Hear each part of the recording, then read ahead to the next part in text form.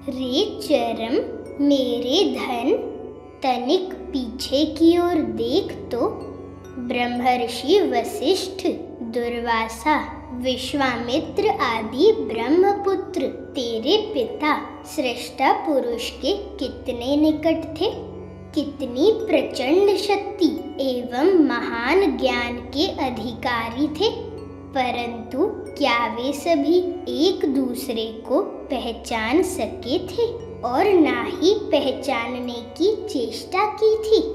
अपने अपने शिष्यों को लेकर क्या सबने परस्पर में ज्ञान परीक्षा का युद्ध नहीं किया था? यहाँ तक कि विश्वामित्र ने तो वशिष्ठ मारण यज्ञ का आयोजन किया था और उस यज्ञ के पुरोधा के पद पर वशिष्ठ का वरण भी किया। ब्रह्मर्षि वशिष्ठ भी ब्राह्मण धर्म का पालन करते हुए अपने मारण यज्ञ में आहुति प्रदान करने में पश्चात्पद नहीं हुए थे। वशिष्ठ के धर्माचरण से क्या राजर्षि विश्वामित्र की ईर्ष्या, हिंसा, क्रोध इत्यादि पराभूत नहीं हुए थे? विश्वामित्र ने वशिष्ठ से विवाद करने से पूर्व यदि सामान्य चेष्टा की होती तो क्या वह सच में यह जान नहीं पाते कि वशिष्ठ वास्तव में कौन है, उनके अंतर में क्या है? अवश्य ही जान पाते, वशिष्ठ को पहचान पाते, विवाद का सूत्रपात भी नहीं हुआ होता, परंतु उन्होंने चेष्टा तक भी नहीं की। तथापि मारण यज्ञ में क्या वशिष्ठ को विश्वामित्र मार सके? मार तो नहीं सके, परंतु अपनी ईर्ष्या, हिंसा और क्रोध का विनाश हो गया। अंत में जाना वास्तव में वशिष्ठ ही ब्रह्मविद, ब्रह्म स्वरूप एवं यथार्थ में ब्राह्मण पदवाच्य हैं। यह सूत्र ही सृष्टा की लीला है। विश्वामित्र को उनके अपने ही शरीर और ज्ञान के अहंकार में डुबाकर चाप दिया।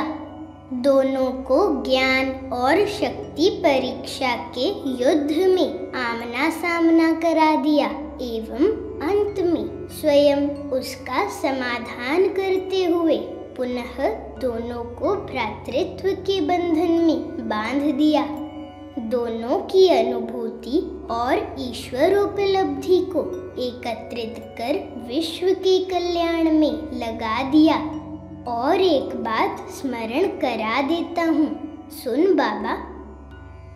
सती अनुसुईया अपने स्वामी सहित दुख में विचलित होकर अंधकार रात्रि में गमन करते समय रास्ते पर बिना दोष के शूली में चढ़े ऋषिवर के पीड़ित शरीर की अस्थिर अवस्था में कुष्ठ रोगाक्रांत स्वामी के डगमगाते पैर से ऋषिवर को आघात हुआ।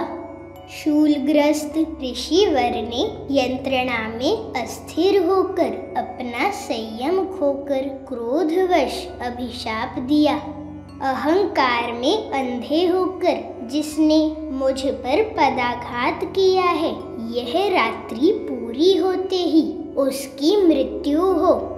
सती ने विनती करते हुए अंधेरा होने के कारण अनजाने में हुआ दोष ना धरते हुए क्षमा कर देने हेतु भले ही याचनाएं की, परंतु ऋषिवर अपने अभिशाप में अटल रहे।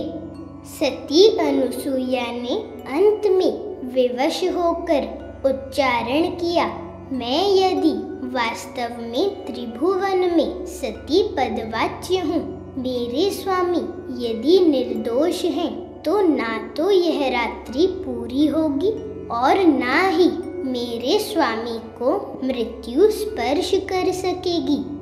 वही सत्य हुआ है, सती का सत्य वचन व्यर्थ नहीं हुआ है।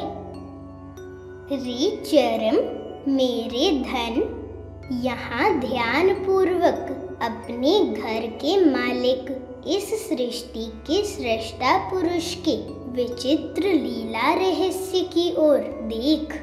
कितने सूक्ष्माति सूक्ष्म भाव से सबके अगोचर में, अज्ञात में वे सृष्टि की रक्षा निमित्त अपना लक्ष्य एवं उद्देश्य पूर्ण करते जा रहे हैं। कुष्ठ रोगाक्रांत अशक्त रोगी सती के स्वामी ने गर्व अहंकार में ऋषिवर को पदाघात किया था, या अंधेरा होने के कारण अनजाने में यह घटना घटी थी, वह जानने की शक्ति व सामर्थ्य क्या वास्तव में शूलग्रस्त ऋषिवर में नहीं था? क्या उस अवस्था में वह अपने क्रोध को नियंत्रित कर सके? परंतु क्यों ऐसा विघटन घटित हो गया? क्या यह अकारण ही संघटित हुआ? नहीं रे बाबू, नहीं। इस ओर सृष्टि में अन्यत्र एक नाटकीय घटना घट रही थी। स्मरण कर, ठीक उसी समय राम रावण युद्ध में लक्ष्मण को शक्ति बाण लगा है। गंधमार्दन पर्वत से संजीवनी नहीं लाई गई तो रात्रि पूरी होते ही लक्ष्मण की मृत्यु होगी। परंतु एक ही रात्रि में इतनी दूर से औषधियां ला पाना भी कदाचित संभव नहीं। अतः विचित्र कर्मा सृष्टा ने सूक्ष्म में अपनी लीला आरंभ कर दी। ऋषिवर एवं सती अनुसुईया दो महाशक्तियों को परस्पर विरोधी की भूमिका में खड़ा करते हुए अभिशाप प्रत्याभिशाप के माध्यम से अपनी इच्छा, लक्ष्य और उद्देश्य पूर्ण किए।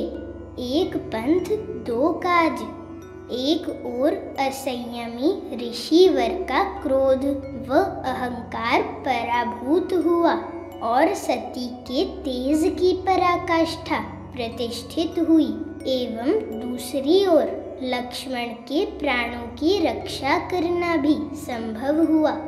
सच में बता पुत्र, शूलग्रस्त पीड़ित ऋषिवर का अभिशाप देना क्या भूल है? और ना ही सती का प्रत्याभिशाप देना भूल है। कहीं भी किसी में लेश मात्र अहंकार नहीं, किसी की त्रुटि अथवा मूर्खता भी नहीं। यदि कुष्ठ रोगाक्रांत स्वामी के पैर शूलग्रस्त ऋषिवर के शरीर पर नहीं पड़ते, ऋषिवर यदि क्रोधवश अभिशाप नहीं देते, अथवा सती यदि सत्य वचन उच्चारण नहीं करती, तो रात्रि यथारीति यथा समय पर पूरी हो जाती और इस ओर लक्ष्मण की शक्ति बाण लगने से मृत्यु हो गई होती। अतः लीलाधर सृष्टा पुरुष तेरे पिता ने अनजान की भांति कुशल अभिनय कर लीला की रचना कर दी। सब कुछ ठीक हो गया, अतः सबका आचरण ही ठीक है। भली भांति भीतर की ओर झांक कर देख रे धन, सर्वत्र उन्हीं एक जन की ही लीला है। हम और तुम तो एक एक माध्यम मात्र हैं। रे बाबू, इसलिए सृष्टा के लीला रहस्य को हृदयंगम किए बिना अपनी अहंग बुद्धि से दूसरों की त्रुटियों व दोषों की अकारण ही सबके समक्ष समालोचना नहीं करना। हमने तुमको जो कुछ भी शिक्षा दी है, उसी के अनुसार नीरव में स्वमर्यादा की रक्षा करते हुए दान, त्याग, सेवा तथा निष्ठा के साथ विश्व कल्याण के कार्यों में जितना संभव हो सके जुट जाना। किसने क्या किया और क्या नहीं किया, उस ओर नजर देकर विकारग्रस्त हुए बिना निर्विकार भाव से मेरी योग्य संतान बनकर वीर की भांति निंदा प्रशंसा की ओर ध्यान दिए बिना आगे की ओर बढ़ चलना, उसी एक लक्ष्य की ओर, हमारा लक्ष्य चरम प्राप्ति की दिशा में। आज के लिए इतना ही। अगली बार पुनः इसी त्रेता की संस्कृति से मेरी कहानी आरंभ करूंगा। धाराधरे नित्य कर्म योग का अभ्यास कर संदेश पथ व संदेश पत्र को मानकर साधन भजन करते रहना। मुझे स्मरण में रखना, मैं तेरे आसपास रहकर तेरा अशेष कल्याण करता हूँ। तेरा चिर मंगलाकांक्षी पिता।